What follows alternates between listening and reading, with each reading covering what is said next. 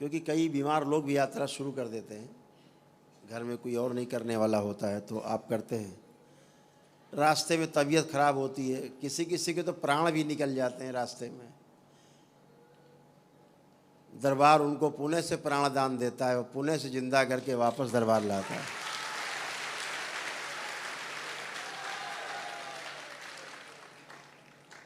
जैसे एक बच्चा है, वो यात्रा कर रहा था हरिद्वार से और यहाँ बिल्लौर के पास आ करके उसकी हालत ख़राब हुई और उसके प्राण लगभग निकल गए। अस्पताल ले जाया गया तो वहाँ पे सूचना, डॉक्टर्स ने कहा कि इसके प्राण नहीं हैं, इसको घर ले जाओ। सुबह 5:30-6 बजे का टाइम था तो हमको सूचना मिली। हम तो जागते ही रहते हैं, तो पता लग गया। तो दरबार ने उसकी यहीं से वीडियो कॉल के द्वारा चिकित्सा की, तो वो डॉक्टर साहब के अस्पताल से उठ के खड़ा हो गया।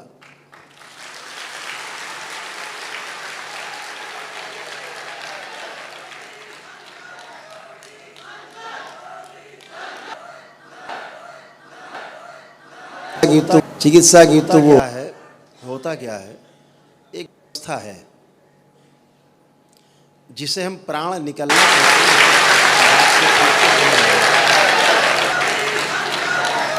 प्राण कैसे निकलते, मृत्यु होती कैसे, इस बात को आपको अगर समझना, चिकित्सा की तो वो है, होता क्या है, ईश्वर के प्रति एक अवस्था है, आस्था विश्वास श्रद्धा और बढ़ जाएगी, जिसे हम प्राण निकलना।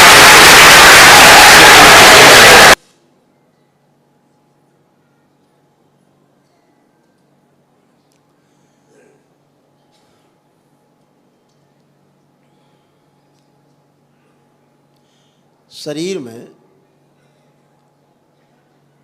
जो आपका जीवन रहता है, जो आपके अंदर बैठ के सुन रहा है, हमारे अंदर से बोल रहा है, आपके अंदर से हमारे अंदर के बैठ के देख रहा है चारों ओर, हम उस जीवन की बात करते हैं जो इस शरीर में रहता है, जिसके रहते शरीर जिंदा माना जाता है।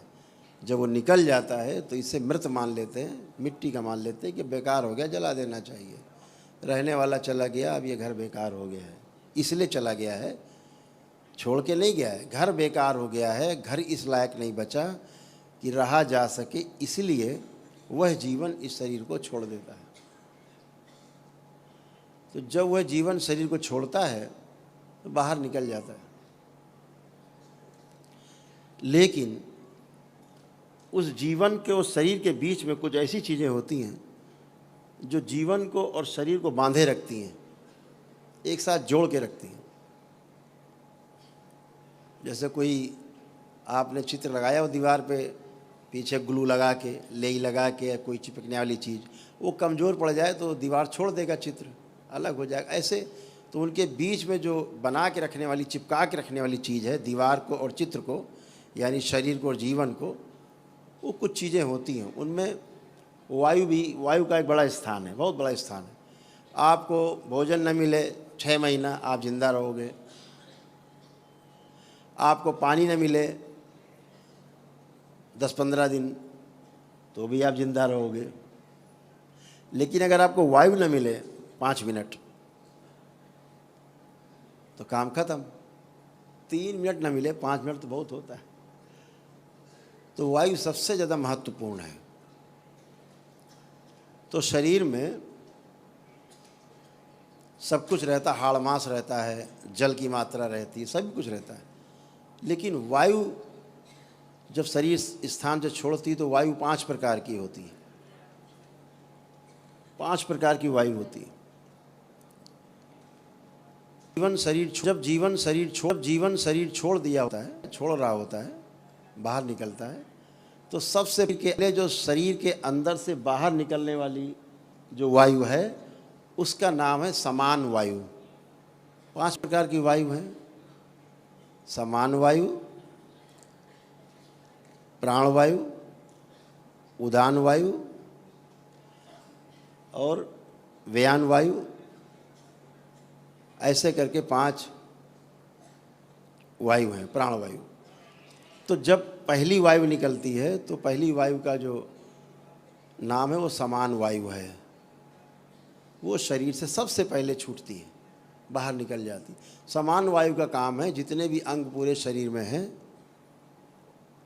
जितने शरीर में अंग हैं, एक अपान वायु होती सबसे आखिरी पांचवी वायु, तो जो सबसे महत्वपूर्ण वायु है उसका नाम है समान वायु। जितने भी अंग हैं शरीर में और जितनी भी वायु हैं उनको अलग अलग रखने का काम समान वायु करती है, समान रूप से उसको रखती है। तो सबसे पहले समान वायु निकल जाती, जिससे सभी अंग प्रत्यंग की व्यवस्था बिगड़ जाती है। जो अंगों को अलग अलग रखती है, दूर दूर अंदर होते हुए भी अंग अलग अलग हैं, चिपकते नहीं एक दूसरे में, तो समान वायु का काम ऐसा है। पहले वो वायु निकल जाती है।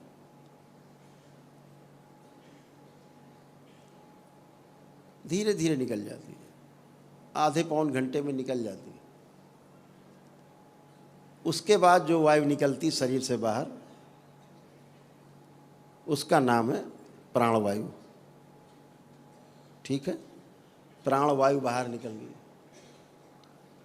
और जब प्राणवायु बाहर निकल गई तो आदमी लगता है प्राण निकल गए, अब तो प्राणवायु भी निकल गई। उसी को बोलते हैं कि प्राण निकल गए। लेकिन इस व्यक्ति को भी जिंदा किया जा सकता है, जो दरबार हमेशा करता है। तमाम लोग आते हैं, प्राण वायु निकल गई कोई बात नहीं, प्राण निकल गए फिर भी इनको लिया जा सकता है। भाई से, बहन से, पत्नी से, कोई परिवार का सदस्य, कोई व्यक्ति अपने प्राण दे सकता है, थोड़े प्राण आ सकते हैं। इसके बाद तीसरी वायु है, उसका नाम है उदान वायु। फिर व्यान वायु और उसके बाद फिर अपान वायु।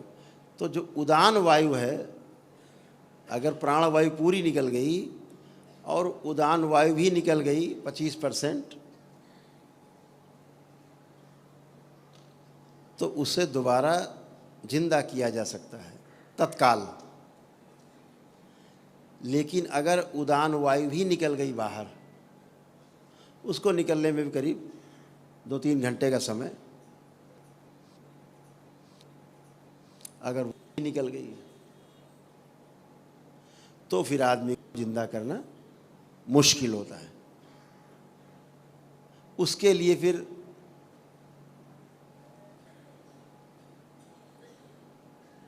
बहुत बड़ी प्रक्रिया की आवश्यकता है। वो तंत्र में वो सारी विधियां हैं जो 5 प्रकार की वायु निकल जाने के बाद भी जिंदा किया जा सकता है, वो है।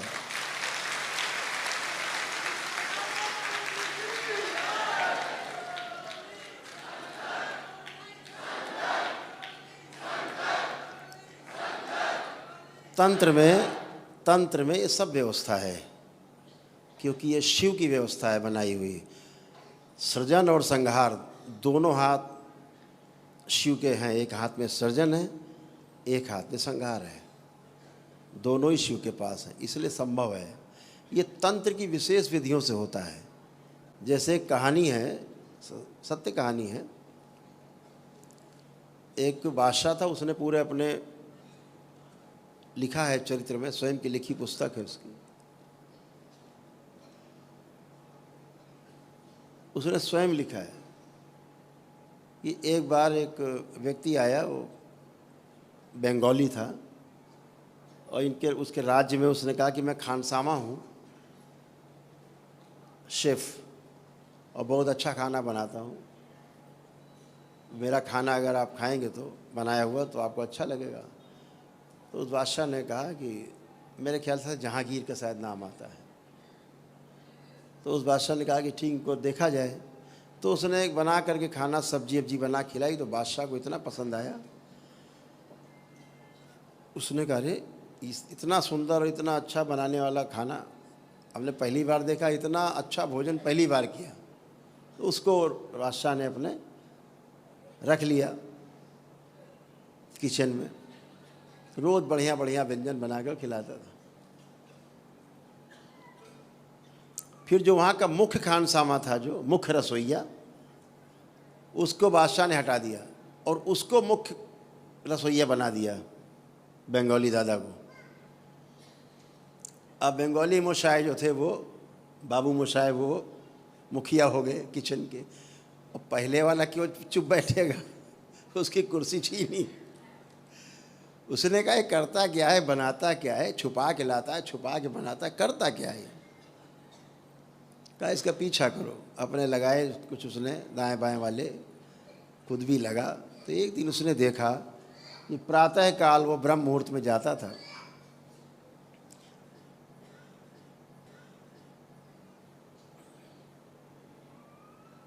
उस तालाब के किनारे पहुंचा। बाबू मोशाय जो थे बंगाली दादा, ये सब छुप के देख रहे थे। उसने वहाँ जा कर के मिट्टी उठाई और तालाब में आह्वान करके फेंक दिया। तो उस तालाब में से बहुत सारे सर्प, नाना प्रकार के रंग बिरंगे सर्प निकल पड़े, हजारों सर्प निकल पड़े। वो अपना जैसे तालाब में सिंघाड़े तोड़ते हैं, कुछ और पानी की चीज़ें तोड़ते हैं, ऐसे वो पकड़ लेता था सर्प को। 8-10 पकड़े, ऊपर से मुंडी काट दी और छील दिया, और अंदर का गंदगी साफ करके, छील के साफ करके मांस, और एक पोटली में बंद करके ले आया। बाकी सब उठा के, बाकी सर्प फिर उसने मिट्टी पड़ के मारी और सारे सर्प वापस। वो चला गया। पीछे जो लगे हुए थे उन्होंने फटाफट जो छीला काटा था, उसने बाहर पड़ा था, वो सब उठाया पोटली में और सब लेके चले गए। जब भोजन बना और बादशाह के सामने परोसा गया, तो जो पहले वाला खानसामा था, मुख्य खानसामा, मुख्य रसोइया, अब वो केवल रसोइया बन गया। तो उसके अंडर में था। वो चिल्लाया, महाराज, प्रभु, बादशाह हुजूर, खाना मत, ये खाने लायक नहीं है। क्यों? तो उसने कहा कि तुम जलते हो इससे, इसलिए कह रहे हो, तुम ईर्ष्या रखते हो। कह नहीं, देखिए बादशाह हुजूर, ये इसने रख दिया पोटली खोल के, ये छील छाल के फेंका है, और ये आप खा रहे हो तो सांप है। तो उसने बुलाया मुख्य रसोइया को। उसने कहा कि तुमने ऐसे किया, बताओ, नहीं तो सर कलम हो जाएगा। उसने कहा हाँ महाराज, ऐसे किया हमने। बोले आज तक सर्प खिलाते रहे और ऐसे ऐसे करते हो, इतने सर्प एक साथ कैसे बुला लेते हो?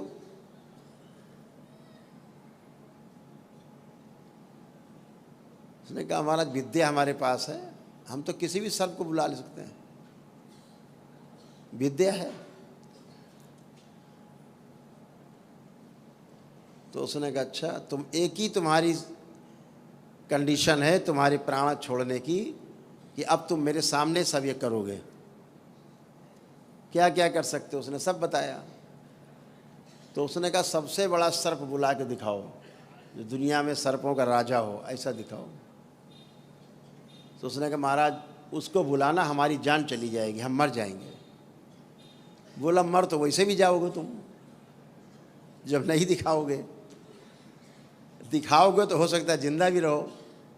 कार्यक्रम हुआ, जद्दोजहद हुई, या मर तैयार हो गया, मरता क्या ना करता। एक पहाड़ थी, पहाड़ से करीब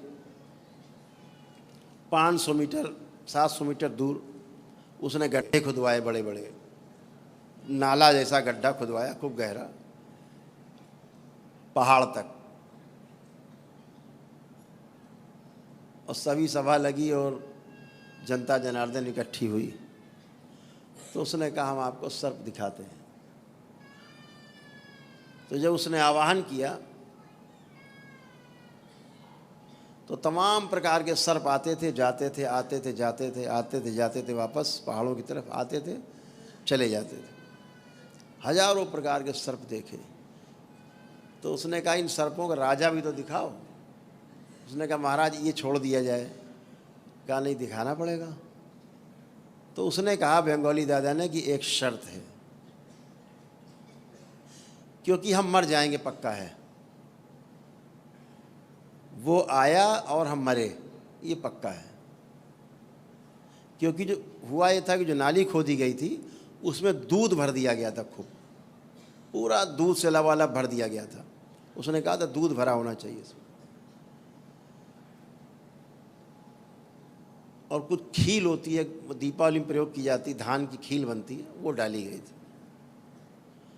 क्योंकि सर्प को धान की खील बहुत पसंद है, दूध नहीं पीते, दूध पीना पसंद नहीं। दूध पी के तो सर्प मर जाते हैं। इसीलिए नाग पंचमी में सबसे ज़्यादा सर्पों की हत्या हो जाती है, सर्प मर जाते हैं दूध पी के। जितनी मरने वाली संख्या नाग पंचमी में है, उतनी संख्या किसी दिन नहीं होती।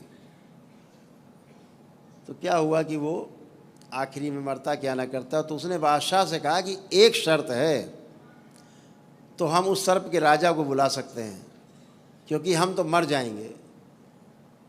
तो फिर तो बोले एक ही शर्त है कि जब हम मर जाएं तो यहाँ पर पहले उस एक तेल का बड़ा कढ़ाई रखा दिया जाए, बहुत बड़ा कढ़ाई। एक भैंसा रखा जाए, बहुत बड़ा भैंसा, ताकतवर भैंसा। और जब मैं मर जाऊं तो भैंसे का पेट फाड़ दिया जाए, उसके अंदर से सब निकाल दिया जाए और हमको उसके अंदर डाल दिया जाए, भैंसे के पेट में, और सिल दिया जाए। और फिर उस भैंसे को उठा करके उस कड़ाह में, तेल में ऐसे रखा जाए, उसी में डूबा रहे वो भैंसा। बोले फिर क्या होगा? बोले फिर मेरी बहन रहती है बंगाल में, उस तो मैं मुझको बहन आ करके मुझको जिंदा कर सकती है, उसके ये शक्ति उसके पास है।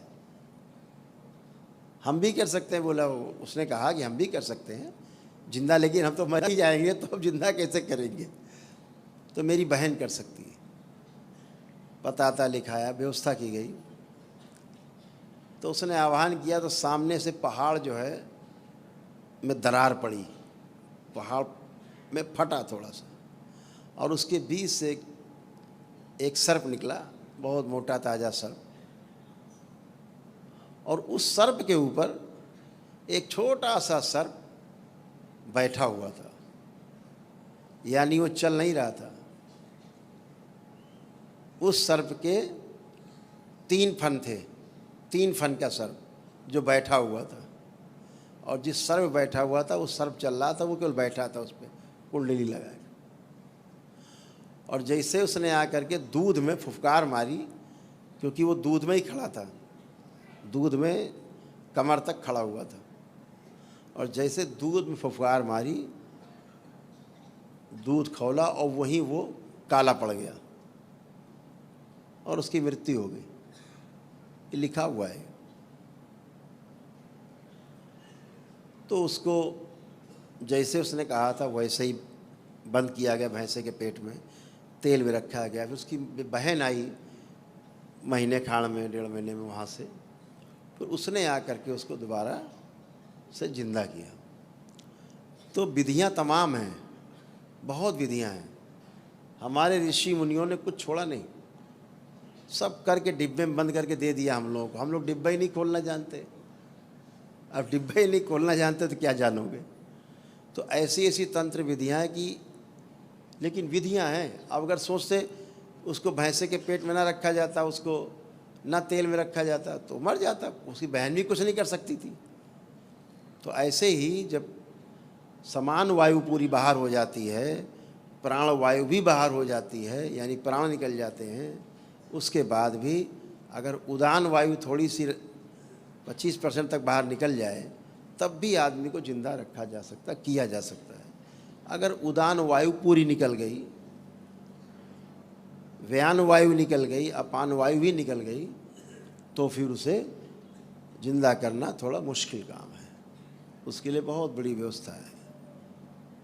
और फिर अगर आदमी की उम्र पूरी हो गई है तो उसको जिंदा नहीं किया जा सकता।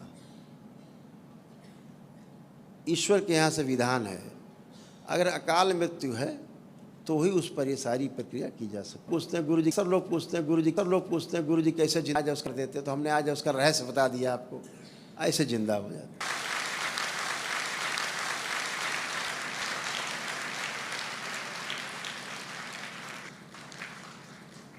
लेकिन ये सब करने के लिए पूर्ण गुरु की उपस्थिति बहुत जरूरी है। बाबा माँ जैसी शक्ति, गुरु माता जैसी शक्ति, बाबा जैसे पूर्ण गुरु, आवशक्ति तो शक्ति, वही एक